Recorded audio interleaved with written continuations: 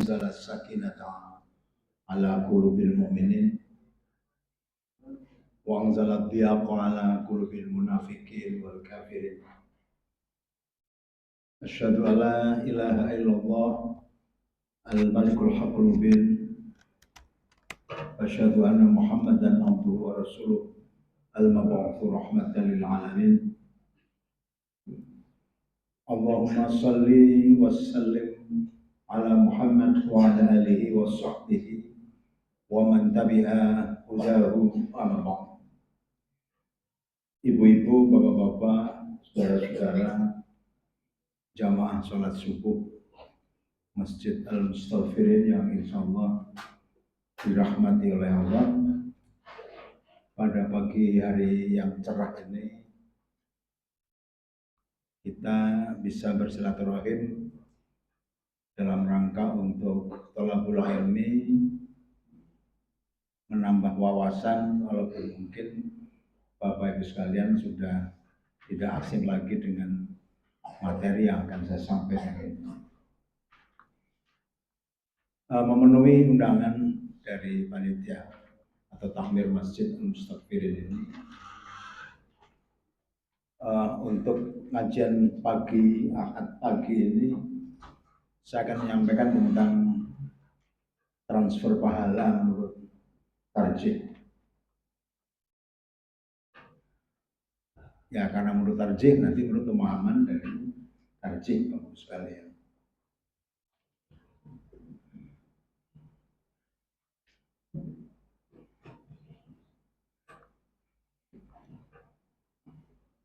Ya, di sini ada beberapa poin penting sebelumnya, bahwa setiap muslim yang mengerjakan amal kebaikan itu akan mendapatkan pahala dari Allah Subhanahu wa taala.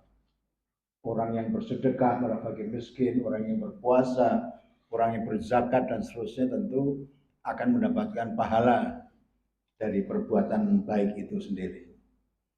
Nah, ini sesuai dengan firman Allah di dalam surat Az-Zalzalah ayat 7.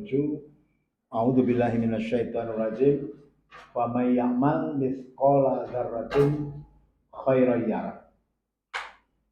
Maka barang siapa yang mengerjakan kebaikan setimbang zarah, sekecil apapun, niscaya ia akan melihat atau akan mendapatkan pahalanya.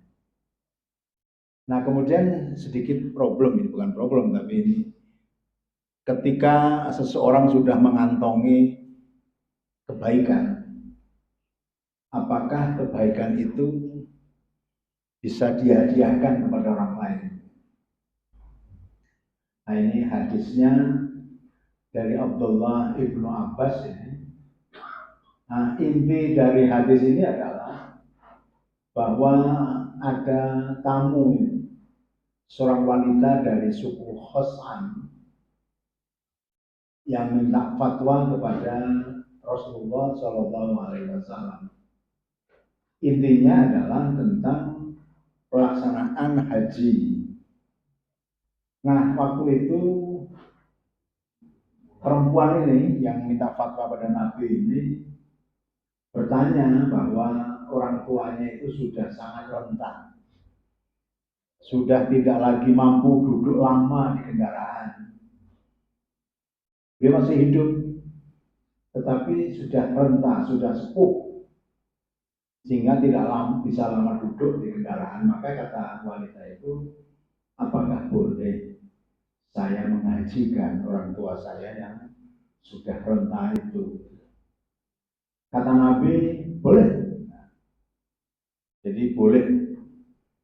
Jadi anak tadi itu, anak perempuan tadi itu boleh menghajikan orang tuanya, sehingga kan pahala perbuatan baiknya itu bisa kepada orang tua itu, dan si pelaku pun tidak akan kehilangan pahalanya. Nah, ini hadis. Nah, kemudian ini sebagai, kalau dalam kuliah itu namanya teori, Pak. Jadi ini ada ayat, ada juga hadis. Ini sebagai dasar hukum untuk menyelesaikan persoalan judul transfer pahala tadi itu. Ini ada hadis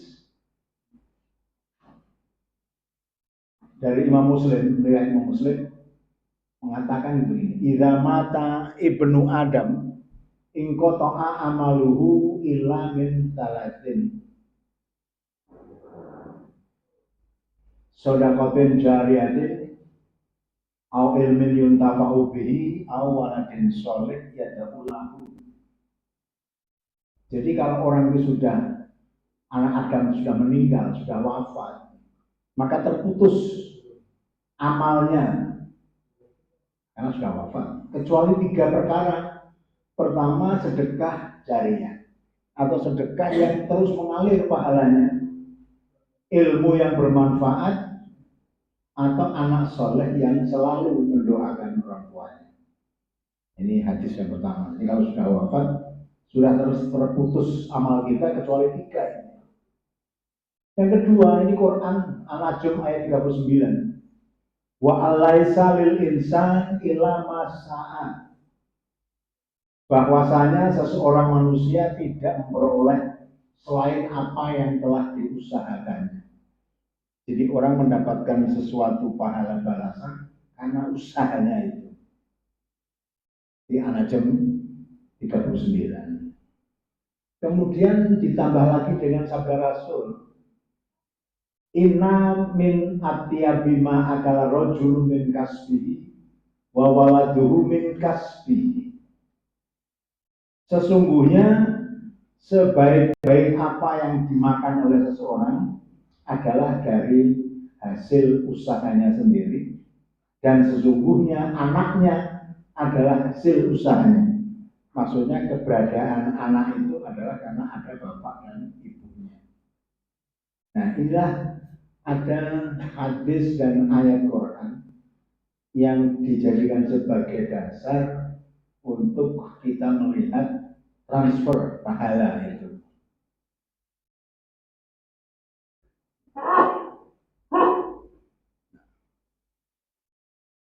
Ini kita mulai masuk, kita sudah memiliki 3 dalil tadi bahwa habis kalau orang sudah meninggal maka terputus amalnya kecuali 3 yang akan terus dibawa walaupun sudah wafat: sedekah jariyah, ilmu yang bermanfaat, dan anak soleh yang selalu mendoakan orang tuanya.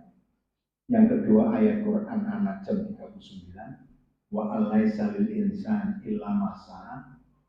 Jadi manusia hanya memperoleh apa yang diusahakan.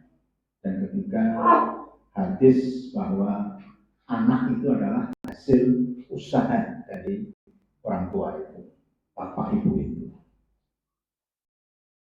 Nah, sekarang mengenai ini sedekah yang dikeluarkan seorang anak untuk salah satu atau keduanya orang tua itu yang telah wafat, maka pahalanya itu akan sampai kepada keduanya. Kemudian juga segala amal soleh yang diamalkan anaknya, maka pahalanya akan sampai kepada kedua orang tuanya tanpa mengurangi pahala si anak tersebut. Jadi berbuat baik itu, yang berbuat baik juga tidak kehilangan pahalanya, orang yang dia diamanati pahala juga tidak mendapatkan kurang pahala. Nah, dalilnya ini, kalau kemudian amal soleh itu bisa sampai pada orang tuanya, dalilnya adalah wa alaisa lil insan illa ma sa'a. Manusia itu hanya mendapatkan balasan karena usahanya sendiri. Juga dari sabda Nabi ini, bahwa anak wa inna waladahu min kasbihi. Ada beberapa matan hadis yang sama tapi ada berbeda pengungkapannya. Wa inna waladahu min kasbihi. Sesungguhnya anaknya adalah dari hasil usahanya. Jadi kenapa kok sampai? Yang pertama dalilnya memang manusia hanya mendapatkan pahala dari usahanya. Dan anak itu adalah hasil usahanya. Sehingga kalau anak berbuat baik, beramal soleh, itu bisa sampai pahalanya kepada kedua orang tua. Karena anaknya adalah hasil usaha orang tua. Dia menjadi baik seperti itu karena keberadaan orang tua itu. Nah, apa yang ditunjukkan oleh ayat Quran dan hadis di atas diperkuat lagi oleh beberapa hadis yang secara khusus membahas tentang sampainya manfaat amal soleh sang anak kepada orang tua yang telah meninggal, seperti sedekah, puasa, dan seterusnya itu, dengan dalil ini.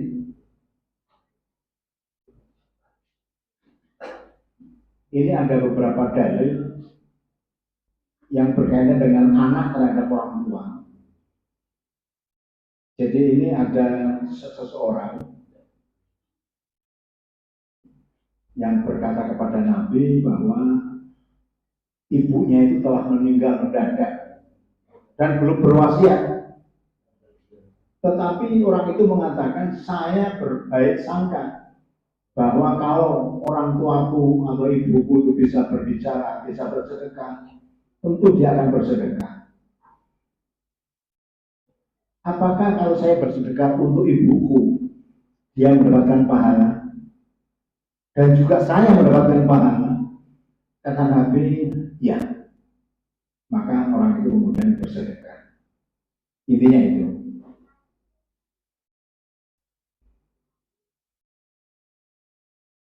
Berarti kan ini transfer pahala kepada ibunya yang sudah wafat itu. Ini juga sama. Dalilnya cukup banyak dari beberapa rawi, Al-Bukhari, Muslim, Abu Dawud, juga dari Ibnu Majah. Intinya sama.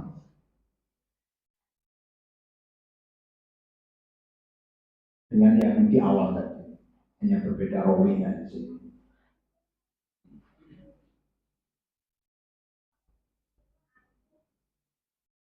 Ini juga sama. Abu Dawud ini sama semuanya ada di sini. Hanya berbeda rawinya.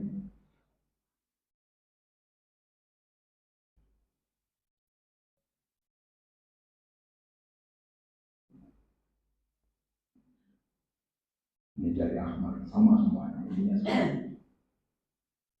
Dalilnya cukup banyak, tapi sama, intinya sama.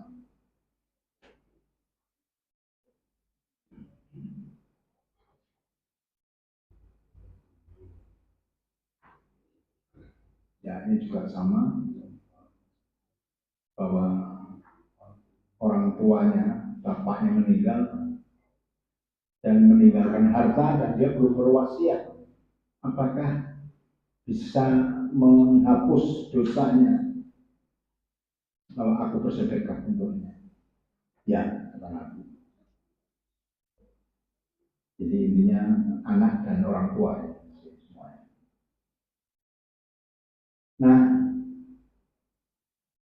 Imam Ash-Shawqani yang menulis kitab hadis Nailul Awtar, hadis-hadis bab ini menunjukkan bahwa sedekah dari anak bisa sampai kepada kedua orang tuanya setelah kematian keduanya, meski tanpa adanya wasiat. Pahalanya pun bisa sampai kepada keduanya. Dan dengan hadis-hadis ini, keumuman firman Allah telah dikhususkan. Tadi kan ayatnya kan mengatakan orang itu hanya mendapatkan pahala dari usahanya sendiri. Ini kan umum itu. Tapi di sini anak yang bersedekah untuk orang tuanya. Ini kan mengkhususkan bahwa tadi itu kan secara dohir nas, ya orang itu hanya mendapatkan pahala hanya dari usahanya.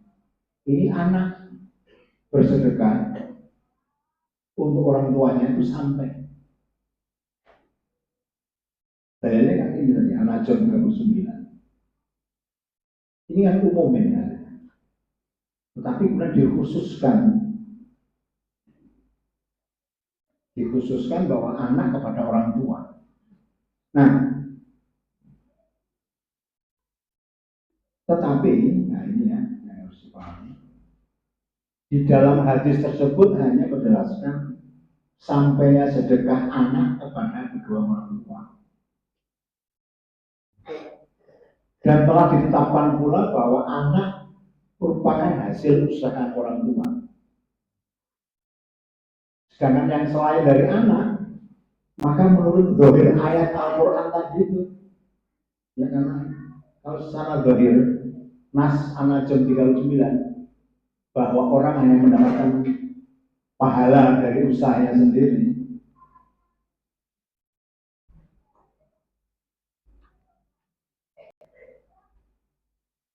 Ya, jadi kalau selain anak, jadi tidak bisa.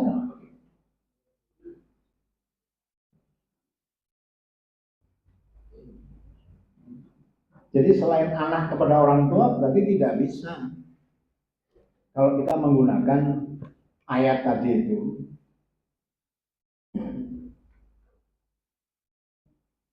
Dan hadis bahwa anak itu adalah hasil usaha orang tua.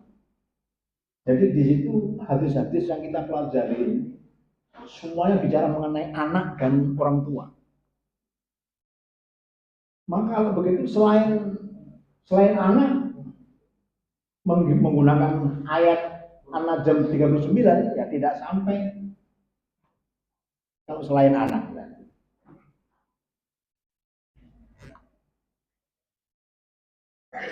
Jadi ini yang digunakan di dalam majelis tarjih bahwa orang itu mendapatkan pahala dari usahanya itu umum, berlaku secara umum, tetapi ada pengkhususan hadis yang bicara mengenai anak dan orang tua.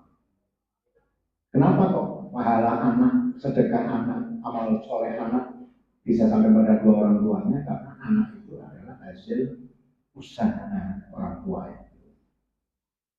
Jadi ada kontribusi orang tua terhadap keberadaan anak yang soleh itu. Berarti selain anak kan tidak bisa kalau kita menggunakan ayat itu.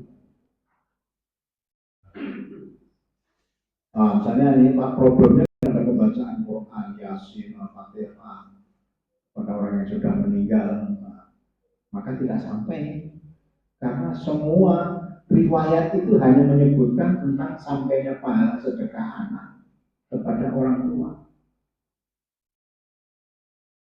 Nah ini kan problem di masyarakat kan itu. Nah sementara ayat yang kita gunakan An-Najm 39 dan hadis amal orang itu akan terputus kecuali 3 tadi, dan hadis tentang anak itu adalah hasil usaha orang tua. Jadi kalau kita menggunakan dalil itu ya tentu semua yang kita lakukan ya mesti tidak sampai. Tapi ini ikhtilaf.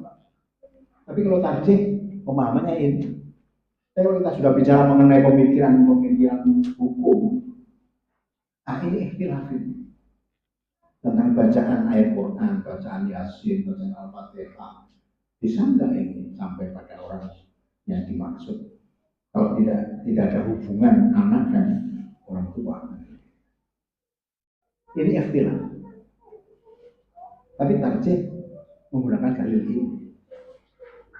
Jadi kalau tarjih yang dimintai fatwa ya tidak sampai gitu saja. Mau Pak sambil jangan ditunjuk. Ya, nah ini dalil. Ya ikhtilaf itu tentu memiliki dalil yang lain. Kalau kita menggunakan Ibnu Taimiyah misalnya, itu boleh sampai. Karena Ibnu Taimiyah itu masuk tokoh yang keras. Tapi dalam masalah ini beliau membolehkan. Nah, ini ikhtilaf. Nah, tapi kalau tarjih yang diminta fatwa ya ini jawabannya. Tidak sampai karena dalilnya dari An-Najm 39, hadis idza mata benu Adam ing qata amaluhu dan inna waladahu min kasbi.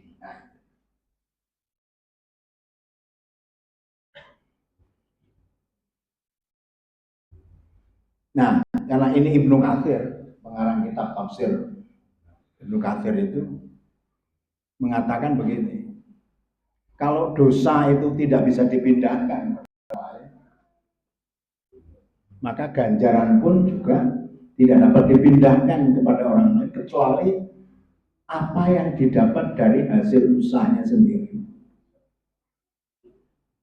Ini Ibnu Katsir, mazhab Syafi'i. Tapi beliau mengatakan, Asy-Syafi'i sendiri mengatakan tidak sampai. Tapi ulama Syafi'iyah sampai. Nah, gitu. Ya, jadi memang beda-beda, Pak. Jadi yang ada di masyarakat itu ya ulama Syafi'iyah. Tapi kalau Imam Asy-Syafi'i sendiri tidak sampai. Dan Nabi sahabat sendiri juga tidak pernah mengajarkan itu. Untuk membacakan di pahalanya disampaikan pada orang lain. Jadi ini ikhtilaf. Tapi tarjih tetap namanya ini. Tapi kalau kita bicara mengenai pemikiran hukum, ya ikhtilaf. Ya sudah, masing-masing punya pendapat. Kita tidak perlu harus mengusik, tapi kita punya satu pemahaman. Ini pemahaman kita.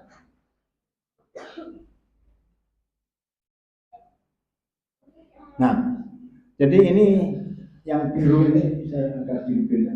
Ini Asy-Syafi'i. Imam Asy-Syafi'i sendiri mengatakan tidak sampai.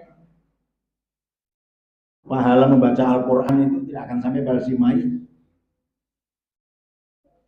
Karena bukan amal dan usaha mereka.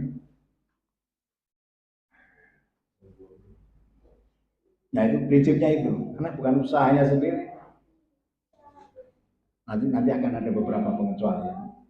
Maka Bapak sekalian, bab mengenai amal-amal kurbah ini, ibadah dalam rangka mendekatkan diri pada Allah, hanya boleh berdasarkan kepada dalil atau contoh dari Rasulullah. Tidak boleh menggunakan kias atau pendapat. Jadi amalan-amalan kurbah ini dalam rangka mendekatkan diri pada Allah itu hanya boleh berdasarkan nas atau dalil contoh dari Nabi SAW.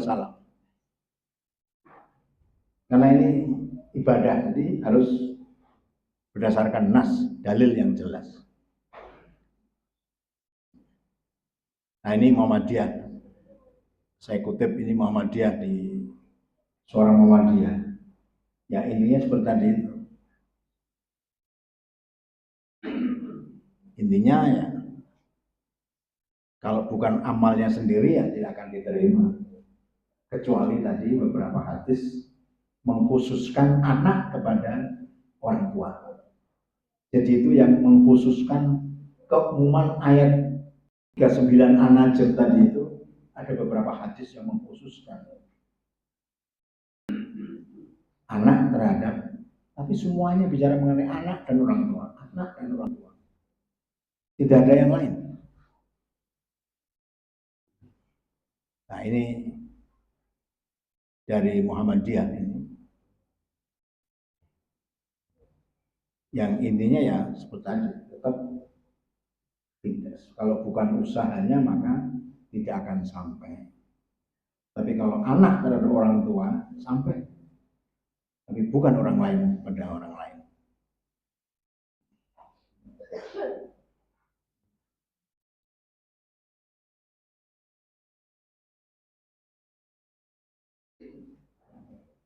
Nah, ini fatwa tarjih di sini. An-Najm 39 yang intinya manusia hanya memperoleh apa yang telah diusahakannya. Ini pemahaman tarjih begitu. Nah sekarang lain lagi persoalannya. Kalau ya pembicaraan orang dengan sering ada riba atau ngerasani orang atau namimah, adu domba atau mungkin fitnah karena ribahnya itu tidak terbuktikan jadi fitnah. Kalau kemudian kita terima dengan sabar, kita terima apa semua yang dikatakan itu, kita balas dengan apapun, Maka nanti di akhirat,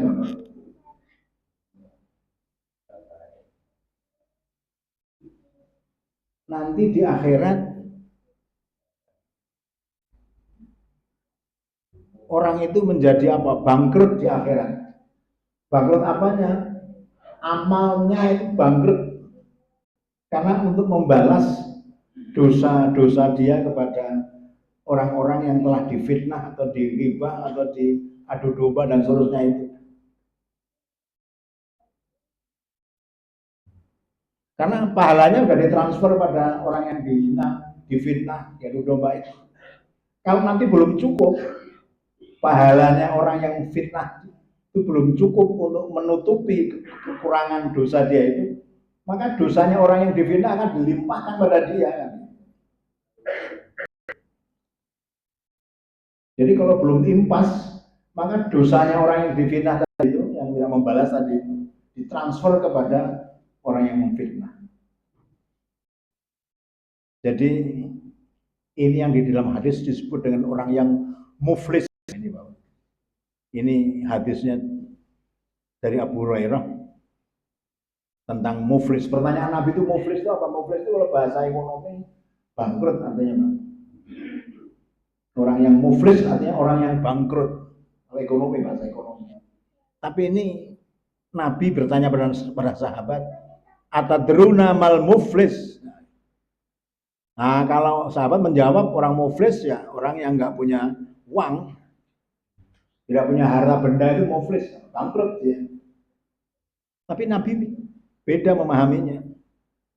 Jadi kata Nabi, sesungguhnya orang yang bangkrut dari umatmu datang di hari kiamat, membawa sholat, puasa, dan zakat. Dia datang pernah mencaci orang ini, menuduh, mencemarkan nama baik orang ini, memakan dengan tidak menurut jalan yang halal akan harta orang ini, menumpahkan darah orang ini, dan memukul orang ini. Maka kepada orang tempat dia bersalah itu diberikan pula amal baiknya, dan kepada orang ini diberikan pula amal baiknya. Apabila amal baiknya telah habis sebelum utangnya lunas, maka diambil kesalahan orang itu tadi lalu dilemparkan kepadanya. Jadi kalau orang yang memfitnah, orang yang seterusnya tadi itu yang berbuat salah di dunia tadi itu, nanti di akhirat maka amal baiknya orang tadi itu yang mengumpat tadi itu akan diberikan untuk menutup kesalahan dia. Kalau nggak cukup, maka dosa orang yang difitnah dilemparkan kepada orang yang suka memfitnah, orang yang suka merasani, orang yang suka adu domba. Dia diam, nggak membalas. Nah nanti di akhirat akan terjadi seperti ini Bapak Ibu sekalian. Ditransfer pahalanya orang yang salah tadi itu kepada orang yang difitnah. Kalau nggak cukup menutupi kesalahan dia, maka dosanya orang yang difitnah tadi dilemparkan, ditransfer kepada orang yang berbuat salah tadi.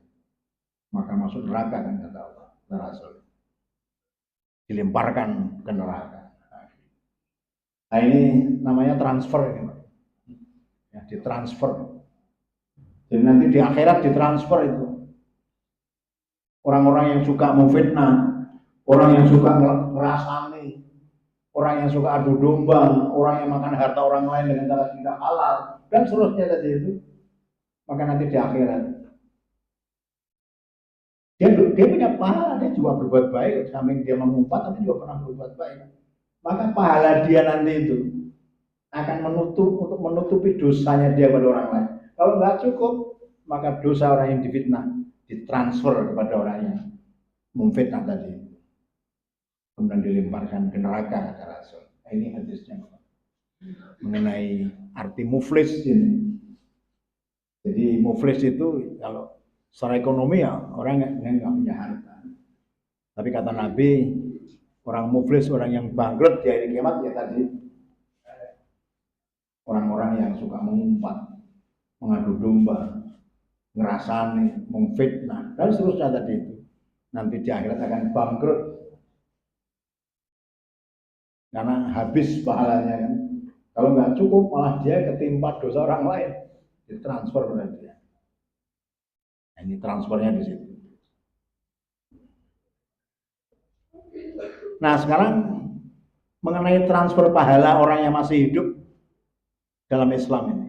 Nah ini kalau doa beda. Kalau doa itu untuk orang lain itu bisa ditransfer melalui doa itu. Nah kalau di sini nomor satu, doa untuk orang, kalau ini pertama mengenai anak dan orang tua. Jadi di dalam Islam seorang muslim yang mendoakan orang lain baik untuk kebaikan dunia maupun akhirat bisa mendapatkan pahala atas doa tersebut. Begitu pula orang yang didoakan mendapatkan manfaat dan pahala dari doa tersebut. Nah, kalau doa beda, karena ada hadisnya.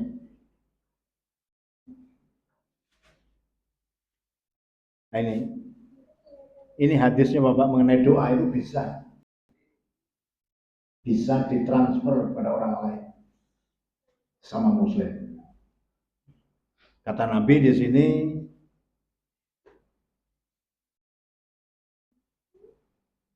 man da'a li akhihi bi dhahril ghaib qala al malakul muwakkal abi amin walaka bimithlin.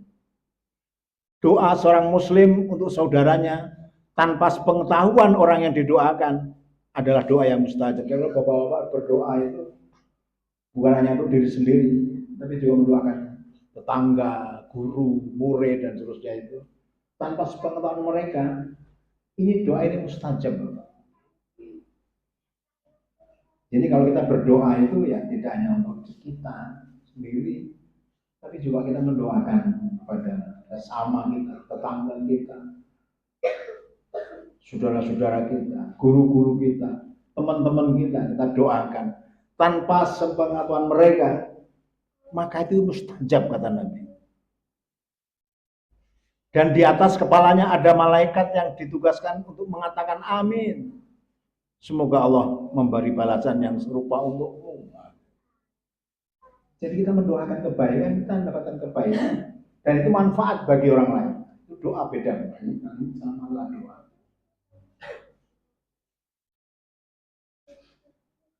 Ini juga sama tentang mendoakan itu. Ini dakwatul mar'i al muslim li akhihi bi dhahril ghaib mustajabah inda ra'sihi malakun muwakkal kullama da'a li akhihi bi khairin qalal malaku al muwakkal bi amin walaka bimithlin. Nah, sama intinya, orang yang mendoakan orang lain tanpa sepengetahuan mereka itu mustajabah.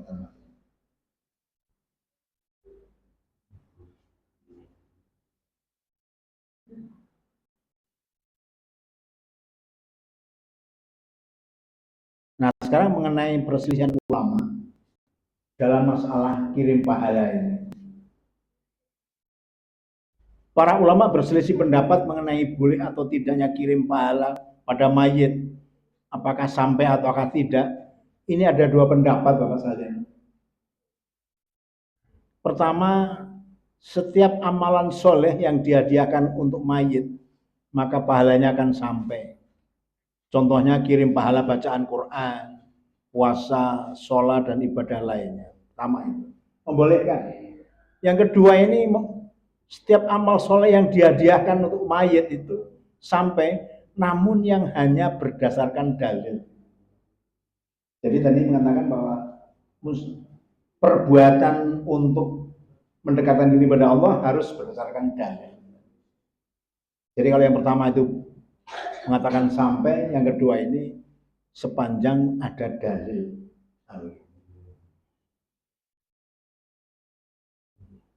Jadi ulama Syafi'iyah juga begitu, Imam Syafi'i juga begitu, tidak sampai. Atau amal soleh harus berdasarkan dalil.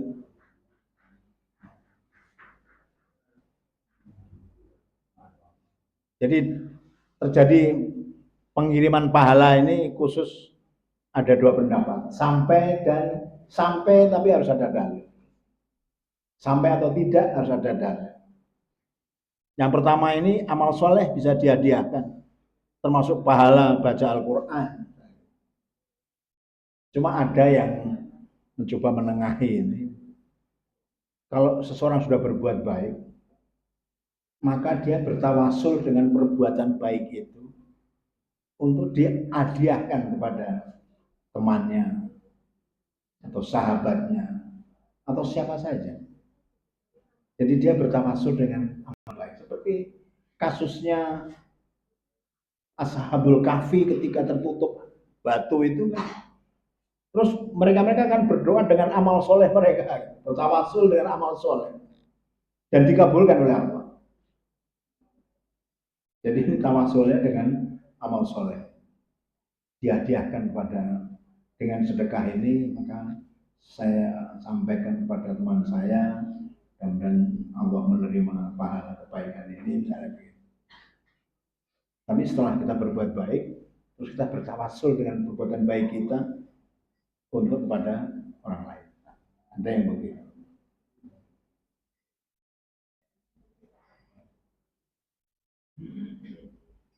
Ya, pendapat kedua ini karena gunakan dalil ini, walaisa lil insani illa masa. Orang itu hanya mendapatkan balasan karena perbuatannya sendiri.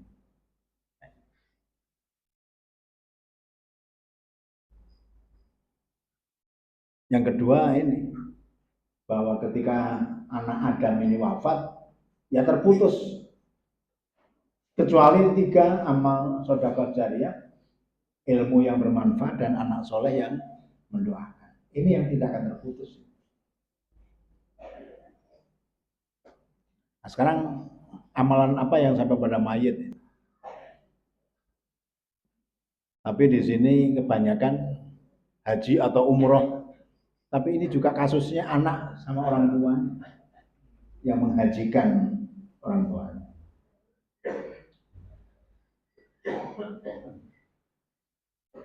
Tetapi kalau orang tuanya itu sudah wafat dan tidak pernah berwasiat dan dia tidak memiliki harta yang cukup untuk menghajikan, kalau mazhab Hanafi nggak bisa. Ya sudah, dia memang nggak punya kemampuan untuk haji. Jadi anaknya nggak perlu menghajikan, memang dia nggak ada wasiat apapun, dan juga dia tidak mampu. Ini mazhab Hanafi. Kecuali ada wasiat bahwa saya ini belum ya ingin haji lah, karena memang sudah cukup hartanya. Jadi di sini juga antara anak dengan orang tuanya, haji dan umroh ini.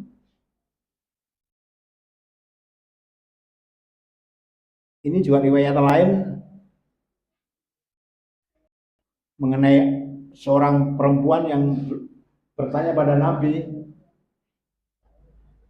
mata walam yahujja qala hujji an abiki. Jadi boleh menghajikan anak pada orang tua. Jadi ini contoh-contohnya semua mengenai hadis ini mengenai anak dan orang tua. Ya, tetapi orang yang menghajikan atau mengumrohkan harus sudah melakukan haji.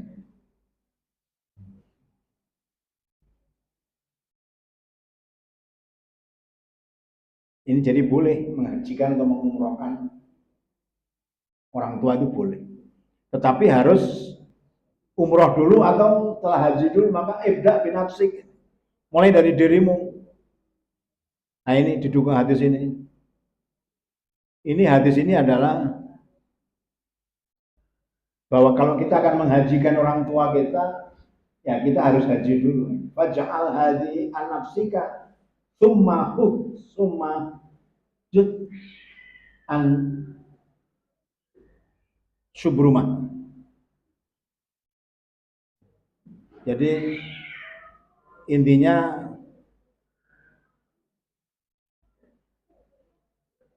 mendengar seorang yang berucap labaik an subrumah, aku memenuhi panggilanmu ya Allah atas nama Subrumah. Rasulullah SAW pun bertanya, siapa Subrumah? Ia adalah kerabat dekatku, jawab yang orang tersebut. Apakah engkau sudah pernah haji sekali sebelumnya? Tanya Nabi. Belum. Nabi SAW menasihatinya, jadikan hajimu ini untuk dirimu, nanti engkau berhaji untuk subruma. Jadi kalau mau haji mestinya harus berhaji dulu supaya nanti fokus niatnya ketika dia menghajikan orang lain. Nah ini untuk puasa juga lagi-lagi kepada ahli waris juga. Man mata wa alaihi siyamun soma anhu waliyuhu. Barang siapa yang mati dalam keadaan masih memiliki kewajiban puasa, maka ahli warisnya yang nanti akan mempuasakannya. Ini ahli waris. Ada hubungan keluarga di sini. Ketika puasa kodok, karena puasa akhirnya dia sudah meninggal, maka hutang puasa nanti walinya itu. Utang, kalau utang ini inna ummi matat wa alaiha adrun. Tapi kalau utang ini bisa orang yang melunasinya. Pada kasus-kasus hadis itu kan Nabi pernah di hadapan orang yang meninggal ditanya apakah dia punya utang, punya, sudah bayar belum. Nah, Nabi tidak menghalangi orang lain untuk sholat, tapi Nabi itu tidak menyolatkan. Nah, beberapa ayat kemudian baru pun ada yang mengatakan, saya yang menjadi penjamin wahai Nabi, mohon panjenengan bisa menyolatkan. Lalu Nabi mau, setelah ada yang menjamin hutang orang itu. Tapi Nabi tidak menghalangi orang lain untuk sholat bagi orang yang berhutang belum bayar. Tapi Nabi sebagai pimpinan tentu saja ya, nanti jadi hukum nanti kalau nggak apa-apa hutang bayar apa. Nabi juga nyolatkan. Nah, Nabi tidak mau, kecuali kemudian ada yang secara lantang mengatakan, wahai Nabi, saya yang akan menjamin hutang mayit ini. Lalu Nabi mau untuk menyolatkan orang itu.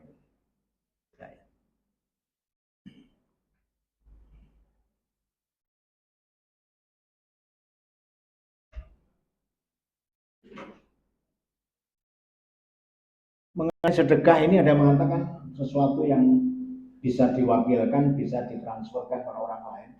Tapi contoh-contohnya itu selalu berkaitan dengan orang tua dan anak. Mengenai sedekah ini. Jadi contoh-contoh hadis itu selalu bicara mengenai anak dan orang tua. Anak dan orang tua. Hanya di dalam pembahasan hukum, amal yang bisa diwakilkan itu bisa ditransferkan ke orang lain. Tapi dalil-dalil yang kita tampilkan di sini semua bicara tentang anak dan orang tua.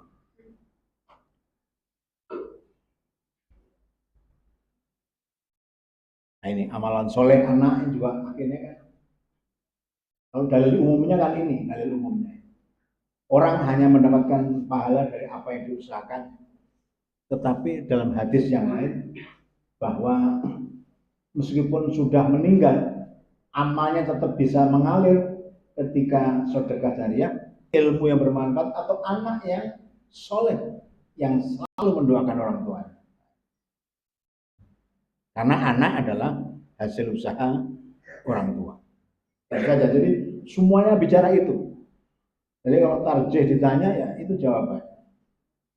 Anak jam 39 itu umum, tetapi dikhususkan sesuai dengan dalil. Anak pada orang tua, karena anak adalah hasil dari orang tua itu sendiri. Nah ini kalau doa memang ada di sini dalilnya, kita bisa mendoakan kepada orang lain. Sebagaimana kita sering mengatakan, Rabbana firlana liwali ikhwanina ladina sabakuna bil iman. Kan selalu begitu kita kalau dalam sholat Jumat itu. Kita berdoa kepada kita sekalian dan termasuk orang-orang yang beriman lebih dahulu, kan berarti kan kita boleh mendoakan untuk orang. Ini ada dalilnya, berarti kita boleh mendoakan orang lain. Tapi bagi yang lain-lain masih ikhtilaf di sini. Bacaan Quran, bacaan Al-Fatihah, apakah sampai pada mayit? Ini kan sesuatu yang tidak bisa diwakilkan. Maka dengan dalil ini tadi ya tidak sampai. Meskipun ini ikhtilaf. Kalau sudah bicara ikhtilaf, ada yang mengatakan sampai, ada yang mengatakan tidak karena dalilnya ini. Tarjih jawabnya ini kan. Tapi kalau berdoa itu boleh karena memang ada dalilnya ini. Rabbana filana wali ikhwanina ladina sabakuna. Ini kan jelas berdoa untuk kami dan juga untuk orang-orang beriman yang lebih dahulu yang sudah meninggal. Kita bisa mendoakan karena ada dalilnya. Berarti boleh doa itu pada orang lain. Ya, jadi Bapak sekalian, kalau masalah transfer doa, transfer pahala ini, kalau tarjih yang diminta ya dalilnya tadi An-Najm 39 hadis kalau orang meninggal terputus amalnya kecuali 3, dan yang ketiga bahwa anak adalah hasil usaha orang tua. Sudah. Kalau sudah seperti ini dalilnya, maka apapun yang bukan hasil usahanya tidak sampai gitu saja. Walaupun di dalam pembahasan hukum dalam kitab-kitab ada yang mengatakan sampai bacaan Al-Fatihah, bacaan Yasin, bacaan Quran, mayit dan seterusnya. Tapi itu ikhtilaf. Nah, Ibnu Katsir sendiri, pengarang tafsir Ibnu Katsir itu ya, karena dosa saja nggak boleh ditransfer. Nggak bisa orang mengatakan berbuatlah nanti dosanya saya nganggung aku, nggak bisa Pak. Kasarnya begitu tuh, dosanya aku nggak bisa. Oh, dosa orang lain harus ditransfer orang lain, nggak bisa. Wala taziru waziratun wizra ukhra. Orang yang berdosa tidak akan menanggung dosa orang lain.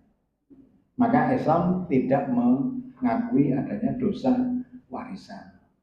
Seperti Nabi Isa menanggung dosanya umat, enggak mungkin. Karena jelas Quran mengatakan wala taziru waziratun wizra ukhra. Orang yang berdosa tidak akan menanggung dosa orang lain. Jadi kata Ibnu Katsir, dosa saja nggak boleh ditransfer. Kecuali kata itu Allah, kata Rasul, kalau pahala baiknya tidak untuk menutupi dosanya dia kepada orang lain, maka dosa dia akan dipahkan kepada orang yang berbuat salah tadi. Lain, karena itu Rasul yang mengatakan. Ya, ya, tapi mau ngomong. Ya, ya kalau mendoakan supaya dia berislam bagus Pak. Kita mendoakan akan. Lah boleh saja. Tapi bukan hanya diampuni ya. Ya kalau diampuni dia orang kafir Pak. Ya perbuatan baiknya kan nggak sampai Pak mestinya. Nggak sampai. Karena sampainya doa itu harus dasarnya iman Pak. Jadi iman itu seperti sinyal. Kalau nggak punya sinyal nggak sampai. Walaupun HP-nya bagus. Alamatnya beda. Iya. Waalaikumsalam. Mau surat Quran surat An-Najm ayat 39, amal perbuatan itu atas usahanya sendiri. Kalau An-An'am juga sama. Tapi di hadis Nabi Muslim tadi bahwa usaha orang tua anak itu usaha orang tuanya. Pertanyaannya secara hukum yang tertinggi Al-Quran Pak. Apakah hadis Nabi ini batal karena Al-Qurannya hanya usahanya sendiri? Ya, artinya kan yang kedua itu kalau masuk hadis Nabi yang dari Muslim, usaha orang tuanya anak pun termasuk usaha orang tuanya. Apakah anak menantu, anak akal, anak pokok itu termasuk anak atau enggak? Karena di situ hadis Nabi hanya anak. Itu kalau gitu, anak cucu gitu, bukan anak Allah ya Pak ya, bukan anak Allah. Nah ini dua ya. Yang ketiga, tadi itu yang mentransfer doa, kalau tidak salah saya baca, itu apakah hanya untuk orang yang masih hidup atau untuk orang yang sudah meninggal? Kalau yang saya baca untuk orang yang hidup, karena pengaruhnya terhadap orang hidup, tadi itu kalau ada menfitnah,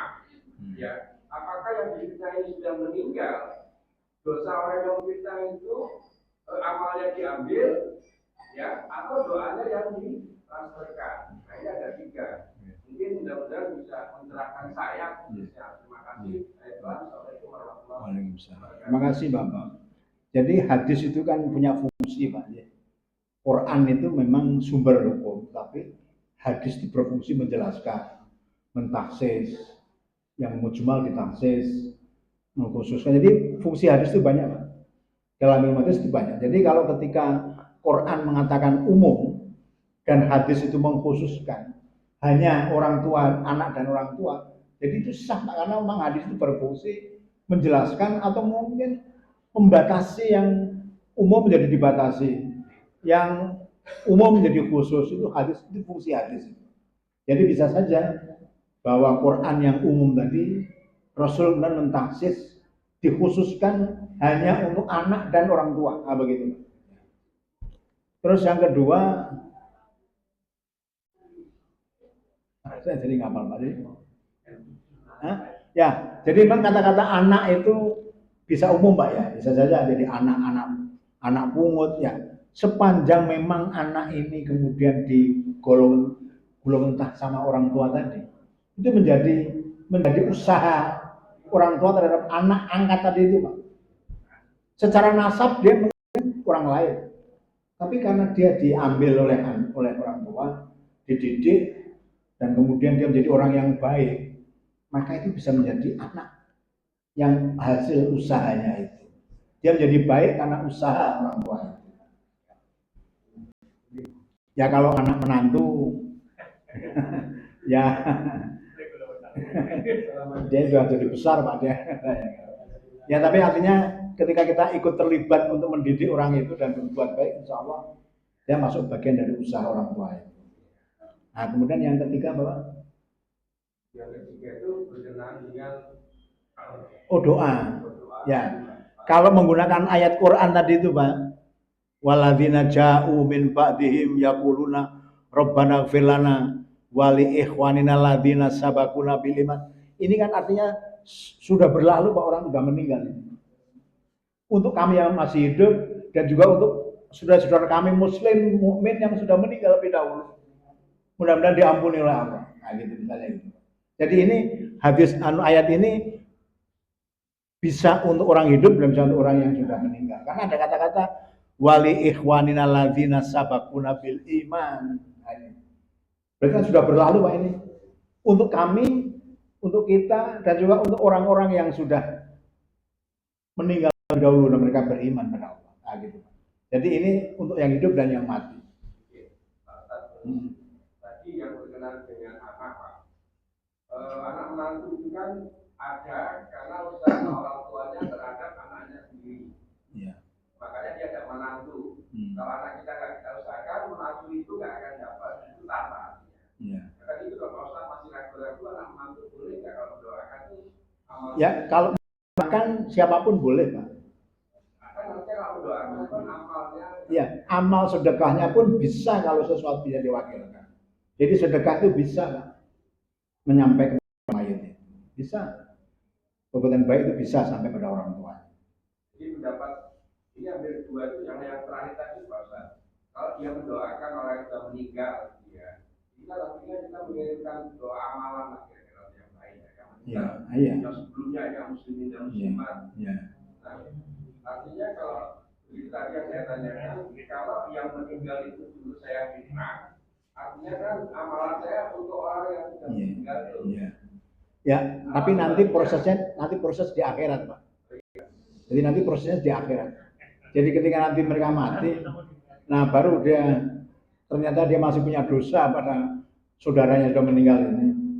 Dan kalau kemudian amal soleh dia nggak cukup untuk menutupi kesalahan dia, maka kesalahan orang yang difitnah tadi punya dosa dilimparkan kepada orang yang memfitnah. Tapi nanti proses di akhirat nanti. Saya mendapat Pak Ustaz tadi yang kedua pun yang terakhir ya. Ya. Boleh ya Pak. Apa itu? Yang tadi itu prosesnya di akhirat. Oh iya. Kan itu artinya boleh tuh Pak. Boleh apa? Mendoakan tadi itu Pak. Doa yang orang sudah meninggal. Oh iya, boleh. Boleh. Prosesnya di akhirat. Boleh. Kita juga sama-sama nggak tahu gitu. Iya. Boleh. Mendoakan untuk orang yang sudah meninggal itu boleh. Boleh. Karena akan kata-kata tadi itu wali ikhwan sabaquna bil iman itu artinya kan orang yang sudah berlalu dari kita yang sudah meninggal, kita doakan. Jadi kata dalam Jumat kan begitu ya, Allahumma filil muslimin wal mu'minin wal mu'minat al ahya'i minhum wal amwat. Baik yang masih hidup ataupun yang sudah wafat. Itu boleh, doa itu boleh. Doa itu boleh. Ya, saya kira demikian Bapak sekalian apa yang kita sampaikan. Mohon maaf atas segala sesuatu yang mungkin kurang jelas. Mohon maaf ada tutur kata yang kurang berkenan. Mohon maaf atas semuanya. Terima kasih atas perhatian Bapak Ibu sekalian. Mudah-mudahan ini jadi amal soleh Bapak Ibu sekalian. Karena siapa yang pergi mencari ilmu, maka Allah akan memudahkan baginya di akhirat nanti. Mudah-mudahan seperti itu. Wassalamualaikum warahmatullahi wabarakatuh.